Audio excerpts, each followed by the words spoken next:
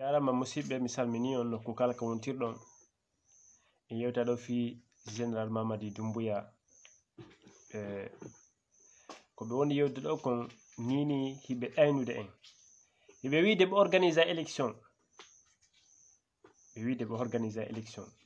ko 5e mois wonɗen e nde hitande ɗo ko lewru jowaɓuru ndu wonɗen e nde hitande joni noon organiser ko élection no landi piiji bus par ce que ko himɓe fottuɓe taw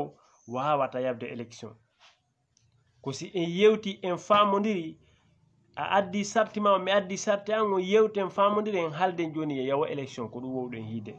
hande si taw woni général on no faala yawde élection hara ko élection laaɓuɗo mo duwa hande noddude parti politique ji ɗin fof société civile ɓe fof ɓe jooɗo ɓe halda ɓe fotta e wonaɓe kadi seede ɗi élection ji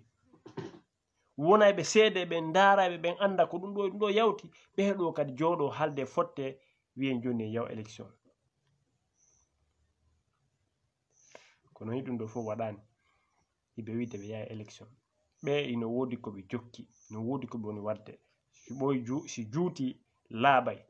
senerde ko woni yewde ɗo kon nini e ko ɓe woni wadde kon ko piiji sertuɗi ɓe holla en woni ko hinnoɗen ha ɓe gayna wadde ko ɓe woni wadde kon kono noon koɓe cati ɓe ɓe yahay Mamady ko cati ɓe o yahay Mamady ko cati ɓe o yahay par ce que o fen o onno ko haldi ko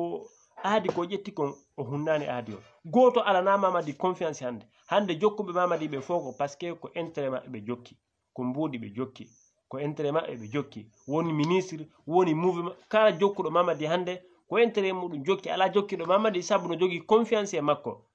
musidɓe julɓe ko sati kon no laati en hiyay ko woni arode ɗo kon tanji araji ɗo ɗin